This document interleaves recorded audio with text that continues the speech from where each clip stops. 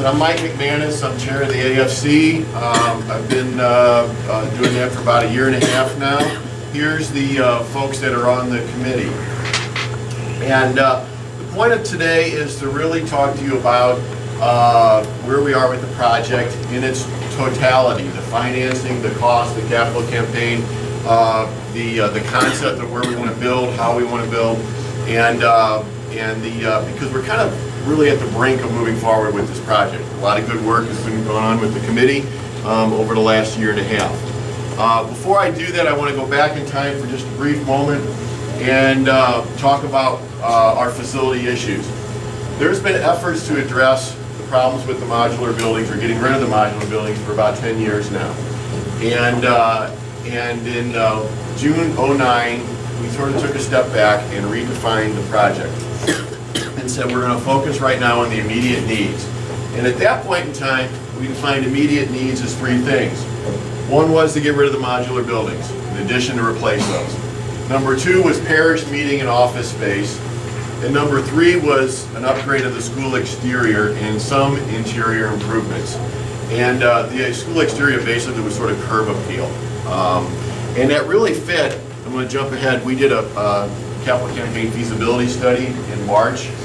And the three priorities the parish mentioned in that feasibility study, there was over 200 people surveyed in it, were replacing the modular buildings, parish meeting space, and we have old facilities, we need to upgrade them.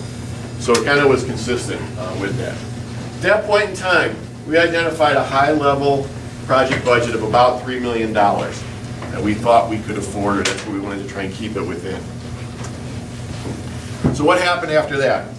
First of all, we updated the diocese in the fall of 2009 on this is what we want to do versus the 27 acres that we had, and what do you think of that?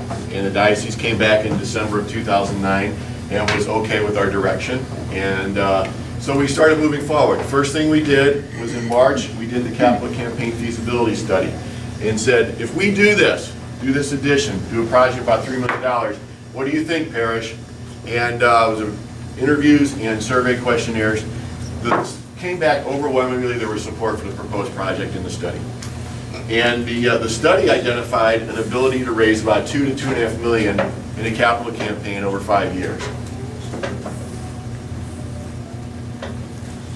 After we did that, then we started saying, okay, diocese has certain requirements in terms of what you have to do a project. You have to have a third of the cash on hand. You have to have a third pledge within a reasonable time frame, and then you could finance the other third. Well, if you have a $3 million project, a third of cash on hand means we had to have $1 million on hand before we could start. One of the places that we needed to look at that point in time was the previous capital campaign, the Future Full of Hope campaign that was done in '04 through '07. We sent a letter out to all donors in that campaign and asked them if they would be okay with redirecting the contributions to this project that we're talking about today. Over 90% of the donors in dollars agreed to redirect their contributions to this project. So pretty good support. This was an important step in identifying funds for this project. As I said, we need to have about $1 million in cash up front. Right now, as of October 30th, this capital campaign has about $720,000 sitting there in cash. The rest was spent on the 27 acres, or previously we did some work in the church, and the gutters, the caulking, the painting, those things several years ago, you may recall. We have about $720,000 left. And that's important because you'll see our assumptions in cash flow going forward, and I'll talk about that later. So then what did we do?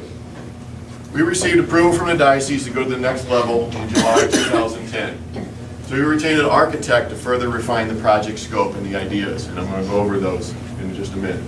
In addition, a strategic plan was developed for the school, and that's just hot off the press in the last week or two. And I think there's been really good communication and cooperation between all the church and school committees and boards. Brad with the finance committee, Lisa with the school board, parish council. I think we've done a very nice job trying to communicate and divvy up responsibilities on this project. I want to go over some pictures now and some drawings. And the drawings that you're going to see up here, you really, except for the pictures, you're not going to be able to see them because it's PowerPoint. They're all back there. on that wall over there. And there's really 3 sets. And I want to set this up first. First set to your left is what we started with from the architect as a concept.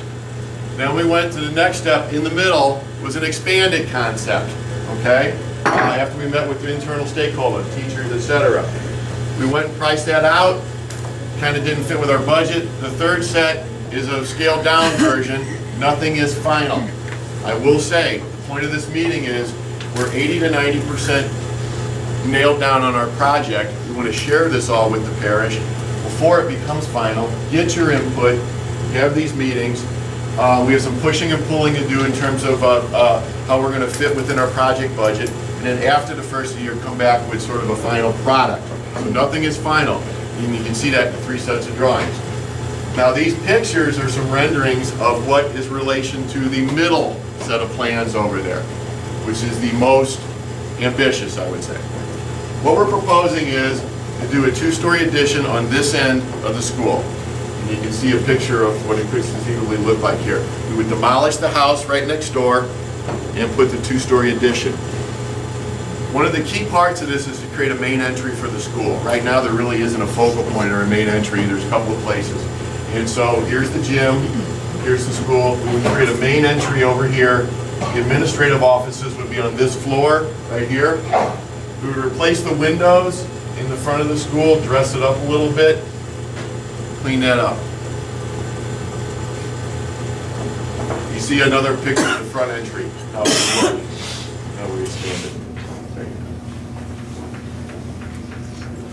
This is a good view because it gives you an idea of the 2-story expansion. The first floor would be the lower grades, preschool, kindergarten, first grade, etc., where we are right now. The second floor would be the upper grades, maybe kind of a junior high environment, 6th, 7th, 8th grade. Also have a science lab in there.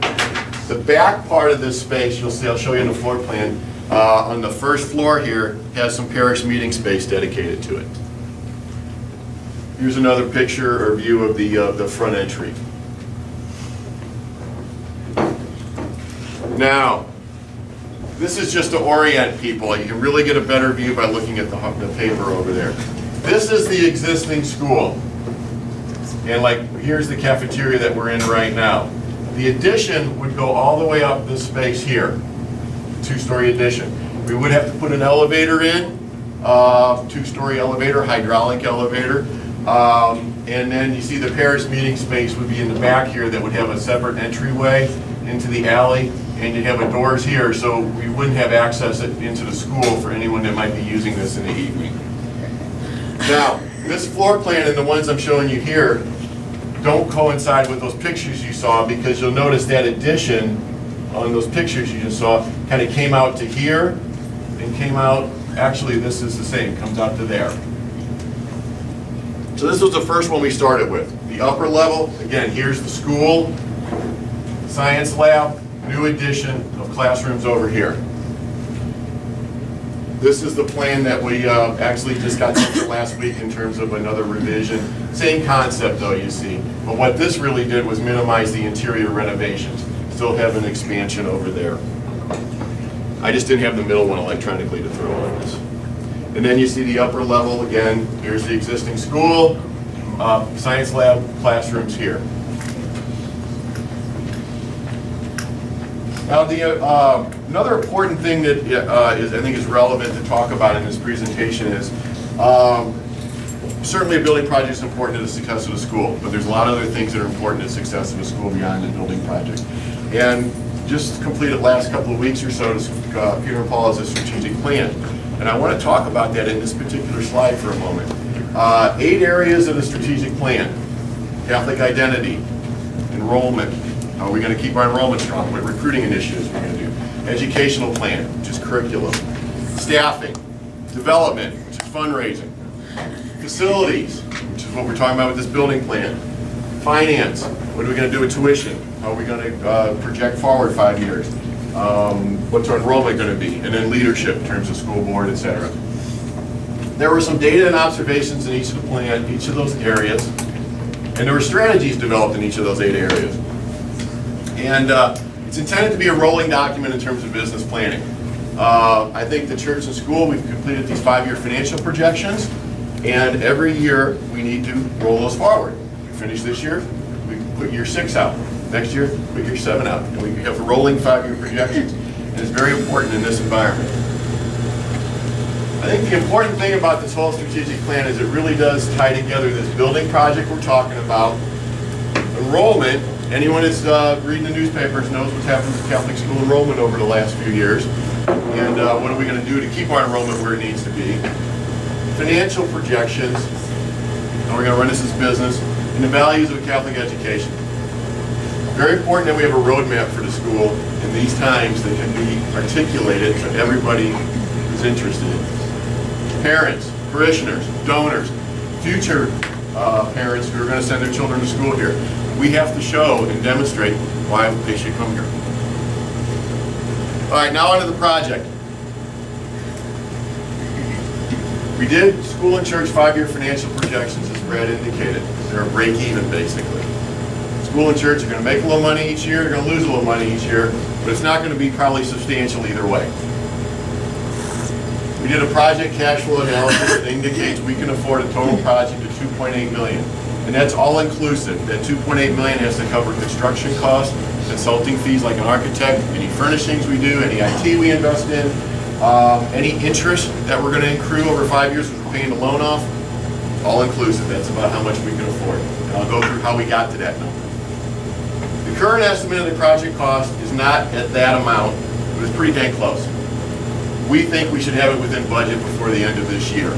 Right now, we're sort of at the edges about what's going to go here, how big this space can be, how low this space can be. We might have to forego a couple of things.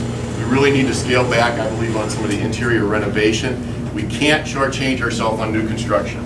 You only have one chance at building square footage, and so the real critical element there is we build enough square footage to get all the children into this building. We don't want anyone else, we don't want people not to have that. And we've had conversations with local banks about financing this over a 5-year period as we do the capital campaign, and those have been pretty favorable. All right, now the project cash flow assumptions. As I said, a $2.8 million project. We really kind of backed into that number. First thing is, we estimate we're going to have $650,000 from the previous capital campaign. As I said earlier, as of October 30th or 31st, there's $720,000 there. There's $65,000 of that donors have asked that it still be earmarked for the future, for the project, the new school project, okay? What's 720 minus 65,000? I think it's 655,000. So we're right on with that assumption. We have $2.5 million, we're assuming a $2.5 million capital campaign over 5 years with a 95% collection rate. Campaign we did in 04 to 07, we were about 95%. So that takes you to about $2.3 something million if you multiply $2.5 million by 95%. We assume we're going to do a construction loan for 7 months. The project's estimated to take 7 months. Then after we're done, that construction loan converts to a 5-year loan after construction to be paid off as the pledges come in.